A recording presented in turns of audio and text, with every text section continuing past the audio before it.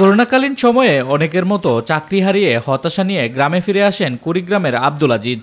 তবে দমে যাননি তিনি। গ্রামে ফিরে বিভিন্ন জায়গা থেকে হাঁসের বাচ্চা কিনে শুরু করেন লালন পালন। প্রথম দিকে লাভের মুখ না দেখায় অভাব পিছু ছাড়ছিল না আজিজের পরিবারের। তখন হাঁস পালনের প্রশিক্ষণ নেন তিনি। প্রশিক্ষণ শেষে 50টি পেকিং রাজাহাঁসের বাচ্চা নিয়ে শুরু করেন নতুন যাত্রা। তারপরে আসতে থাকে সফলতা। স্ত্রী ও ছেলেকে নিয়ে গড়ে তোলেন বাপ-বেটার রাজহাঁসের খামার। এই 50টা হাঁস নিয়ে আমার অল্প দিনে 2 থেকে আড়াই মাস সময় লাগছে। এর মধ্যে 3 কেজি করে ওজন হয়ে গেল। 3.5 মাসের মধ্যে দেখি ডিম পাততেছে। ডিমের থেকে এবার ইনকিউবেটরের মাধ্যমে বাচ্চা ফুটাইতে পারলাম।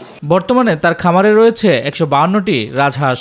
কুড়িগ্রামের রাজারহাটে বাপ-বেটার খামার এখন সকলের মুখে মুখে। প্রাকৃতিকভাবে বাচ্চাও ফোটানো হচ্ছে এখানে।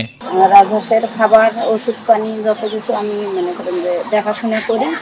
এই নিয়ে আমরা রাজহাঁসের খামার তৈরি করছি।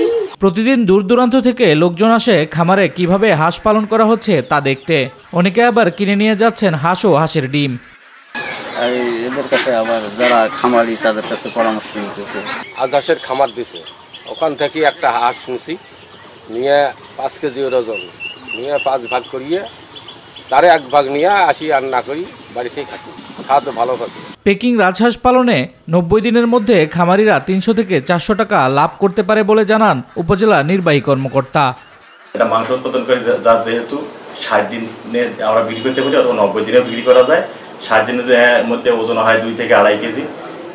আড়াই কেজিরও কিছু কিছু প্লাস হয় এবং 90 দিনের মধ্যে 3.5 থেকে 4 কেজি ওজন হয়। সঠিক পরামর্শ ও পৃষ্ঠপোষকতা পেলে অনেক খামারি হাঁস পালনে স্বাবলম্বী হবে বলে আশা সংশ্লিষ্টদের। শামস তাবরিজ উচ্ছ্বাস, মাই টিভি নিউজ ডেস্ক।